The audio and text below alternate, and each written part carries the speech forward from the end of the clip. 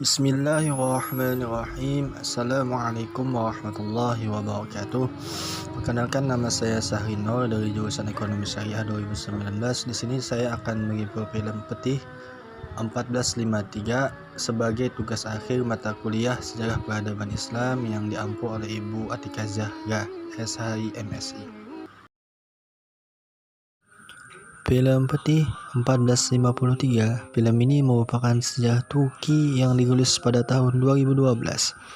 Film ini menceritakan sejarah kerajaan Utsmani yang dipimpin oleh Sultan Mehmed II atau lebih dikenal dengan nama Muhammad Al-Fatih dalam menaklukkan Konstantinopel. Banyak sekali pengorbanan yang dilakukan dalam penaklukannya.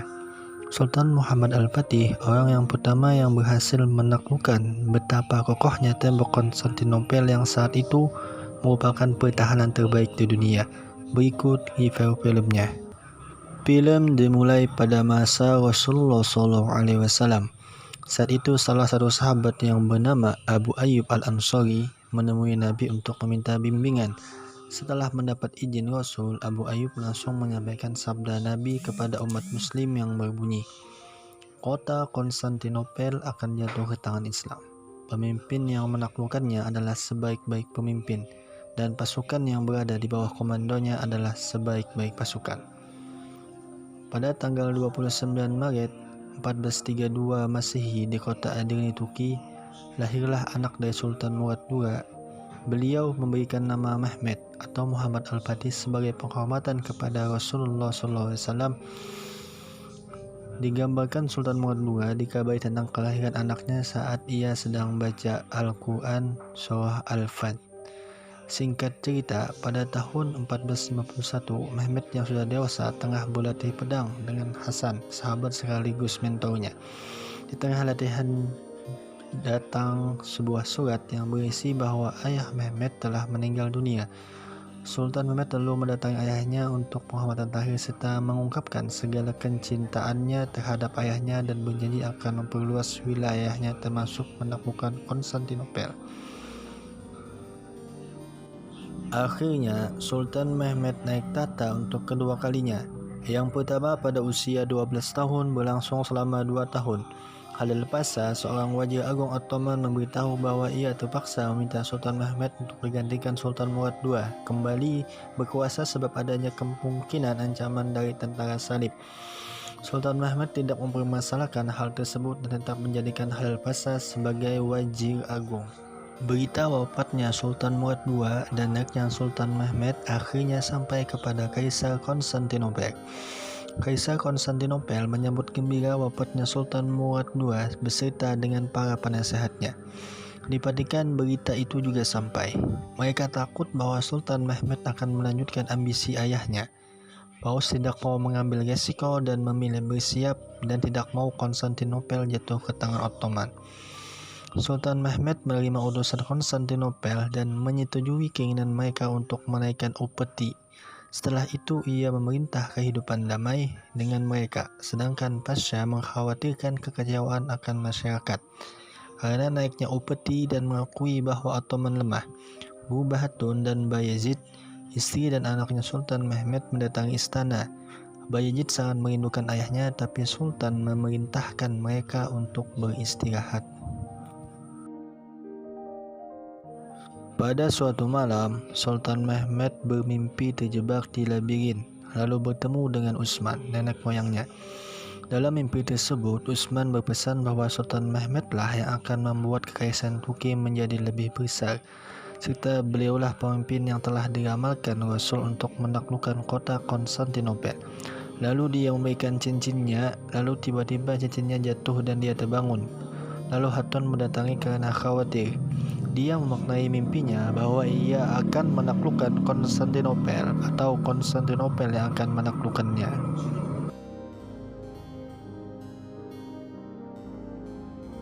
Setelah mendapat mimpi itu, Sultan Mehmed langsung mengutarakan rencananya kepada para penasehatnya untuk membuat kapal-kapal serta meriam. Beliau juga meminta Halil Pasha untuk melaporkan status persenjataan dan amunisi dari Yanisari. Mendengar berita tersebut, Halil Pasha menyatakan keberatan. Menurut Halil Pasha, rencana tersebut hanya akan membuat kekuasaan semakin menyusut. Namun, sanggahan tersebut ditolak mentah oleh Sultan Mehmed karena menurut beliau, hidup untuk mencatatkan sejarah bukan menjadi seorang pengecut. Di pelabuhan Genoa, Italia, diceritakan Era menolak lamaran dari Giustiniani di tempat itu. Era pun kembali ke tempat ayah angkatnya, yakni Urban. Dalam perjalanan pulang, Era pertama kalinya bertemu dengan Hasan saat menyelamatkan anak kecil yang mencuri buah apel. Sesampainya di rumah, ia pun menyampaikan kepada ayahnya bahwa adik Fatih menolak rancangan katolnya, tetapi menginginkan Urban untuk membuatkan meriam untuknya. Namun Urban menolaknya. Hasan bertemu dengan seorang pelayan istana Kaisar Konstantinopel. Pelayan istana memberitahukan Hasan bahwa malamnya akan ada acara makan malam di istana Konstantinopel yang dihadiri oleh Pangeran Orhan. Dalam acara tersebut, Kaisar Konstantinopel membahas tentang cara untuk membantu Karamanoklu Ibrahim yang sedang dalam persiapan perang melawan pasukan Sultan Mehmed. Pembicaraan tersebut didengar oleh pelayan istana teman Hasan. Karamanoklu Ibrahim menyerah sebelum terjadinya peperangan karena surat dukungan yang dikirimkan Orhan kepadanya berhasil direbut oleh Hasan. Di dalam surat tersebut tertulis Halil Pasha mendukung Ibrahim. Lalu Karamanokla meminta berdamai dengan Sultan Mehmed dan berjanji akan setia kepada Sultan sampai akhir hayat. Lalu datang utusan Konstantinopel meminta untuk menaikkan UPT lagi. Sultan menanyakan kepada Halil Pasha akan kemungkinan perdamaian yang akan dijanjikan. Halil sangat menderita karena namanya tercantum dalam surat Orhan. Istrinya meyakinkan bahwa Sultan percaya ia tidak berkhianat. Lalu tidak lama datang utusan untuk memerintah Halil untuk menghadap ke istana. Namun Sultan masih mempercayainya. Sultan akan memutuskan hubungan dengan Konstantinopel dan mereka tidak akan bayar upeti lagi, dan Sultan memerintahkan untuk membangun sebuah benteng karena peperangan tak terjadi.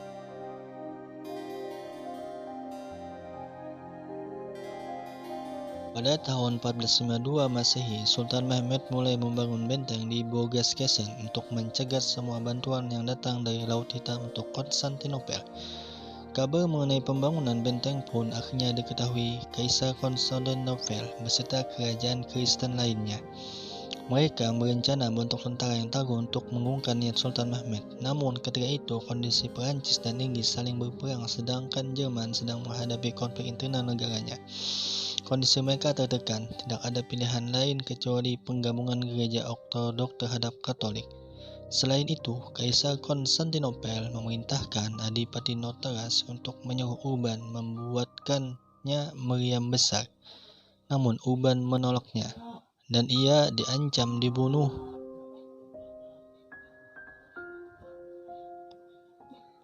Namun berhasil diselamatkan oleh Hasan. Sebagai tanda jasa, Urban memenuhi permintaan Sultan Mehmed untuk membuat meriam raksasa yang belum pernah ada sepanjang sejarah. Perjalanan, Era menceritakan sejarahnya kepada Hasan. Di Perang Salib terdahulu, semua desa yang dilintasi tentara salib dibakar dan penduduknya dibunuh. Begitupun dengan keluarga Era. Saat Era sadar, ia sudah berada di pasar budak di Konstantinopel. Beruntungnya Urban yang membelinya dan menjadikannya sebagai anaknya. Sultan menyambut kedatangan Urban dan Era dan meminta mereka untuk membuat sebuah meriam yang mampu menghancurkan benteng Konstantinopel. Pembuatan meriam pun akhirnya dimulai. Pada 1452, kapal dagang Genoa ditenggelamkan oleh pasukan Sultan Mehmed di Bogaskesen karena tidak menghiraukan perintah untuk berhenti. Hal ini membuat Kaisar Genoa murka dan mengirim tentara bantuan ke Konstantinopel yang dipimpin oleh Giustiniani dengan melewati laut yang dibantu oleh Paus untuk membantu melawan serangan dari tentara Sultan Mehmed. Urban dan Era akhirnya berhasil membuat meriam, serta Sultan Mehmed berhasil melakukan perjanjian damai dengan beberapa negara seperti Serbia, Hungaria, Polandia, Georgia agar mereka tidak mengganggu dan kapal perang sudah siap. Akhirnya meriam super besar telah selesai dirakit. lalu diarak dengan sapi dan langsung pergi ke Konstantinopel. Armada laut juga digerakkan. Sebelum berangkat ke medan perang, Sultan Mehmed menulis surat untuk istrinya dan meminta restu pada istri dan anaknya dan memberikan pelukan hangat kepada putranya Bayezid. Karena Sultan Mehmed teringat pada waktu kecilnya yang diabaikan oleh ayahnya Sultan Murad II. Oleh sebab itu, Sultan Mehmed merintahkan anaknya untuk mendekat dan memeluknya. Ratusan tentara Ottoman semakin dekat Konstantinopel. Sementara itu, Kaisar Konstantinopel juga tengah bersiap dan memberikan pidato guna memberikan semangat perang. Pada 6 April 1453, pengepungan Konstantinopel dimulai. Di sini kita diperlihatkan Sultan Mehmed dan Kaisar Konstantinopel saling berunding untuk terakhir kalinya, tapi kedua belah pihak tidak mau menyerah. Pertempuran pun dimulai.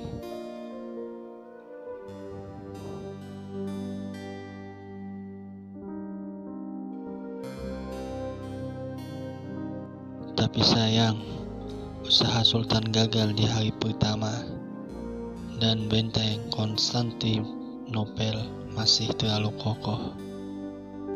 Di hari kelima, Sultan memerintahkan Mustafa yang ditugasi menggali terowongan ke Konstantinopel untuk mempercepatnya. Di saat terowongan hampir selesai, tiba-tiba kayu penyangga roboh dan menjebak beberapa penggali.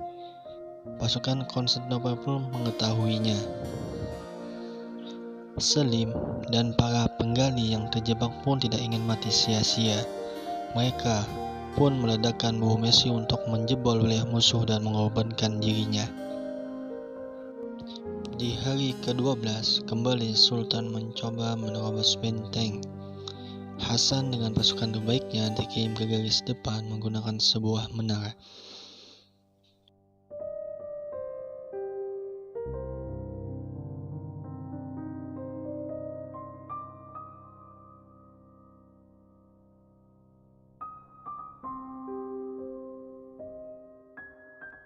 Banyak pasukan yang gugur, namun Hasan masih selamat. Hari ke-28, mereka masih belum mampu menembus benteng, tapi pasukan sudah gugur sangatlah banyak. Di hari ke-40, armada laut Sultan Mehmed kalah di pertempuran laut dan kapal-kapal hangus terbakar. Kaisar Konstantinopel dan sekutunya berpesta merayakan kemenangannya. Sultan pun sangat marah dan menghukum armada lautnya. Pasukan yang tersisa sudah tidak memiliki semangat untuk berperang. Sultan yang frustasi hanya bisa bertasbih, tapi tasbihnya malah dihancurkan. Terjadi pula perdebatan di antara para wazir. Ada menginginkan perang dihentikan, tapi ada yang tidak setuju dan masih percaya kepada Sultan. Sekelompok pasukan mencoba memberontak untuk kembali ke Edirne, tapi Hasan berhasil mencegahnya. Seorang syekh didatangkan karena Sultan Mehmed tidak mau keluar dari kamar. Syekh menasihati Sultan bahwa dalam peperangan ini dia harus bersabar dalam menjalaninya. Dia pun mengajak Sultan untuk keluar, dan Syekh bercerita bahwa telah bermunajat selama 3 hari berturut-turut. Hari ketiga, doanya telah dijawab. Dia bermimpi bertemu dengan Abu Ayyub al-Ansari. Beliau beritahu letak makamnya dan meminta Syekh menunjukkannya kepada Sultan. Makamnya terletak dekat dengan benteng, lalu Syekh minta Sultan untuk mengembalikan semangatnya dan mulai menyerang lagi. Pada malam hari, Sultan Mehmed memerintahkan pasukannya melihat kapalnya melewati jalan darat ke Teluk Golden Horn, tempat terlemah Konstantinopel. Sultan pun berorasi untuk mengembalikan semangat pasukan dengan kalimat, kemuliaan hanya bisa dicapai dengan keyakinan. 29 Mei 1493, Sultan Mehmed mengimani pasukannya dalam salat berjamaah.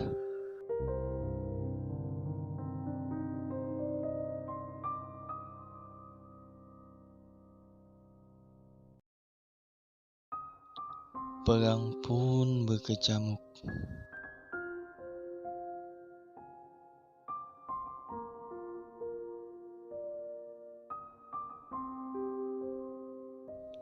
Di sini kita diperlihatkan pertarungan Hasan dan Gustiani. Mereka sama-sama ahli dalam menggunakan pedang. Namun akhirnya Hasan berhasil mengalahkan Gustiani dan membunuhnya.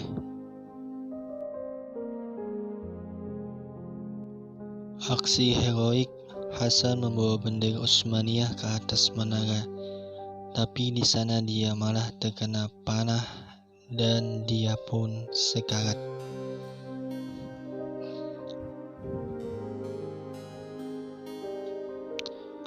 Akhirnya ia berhasil menancapkan benderanya ke atas menara benteng. Hasan pun gugur dengan kehormatan. Akhirnya Utsmaniyah berhasil menaklukkan Konstantinopel di bawah pimpinan Sultan Mehmed II.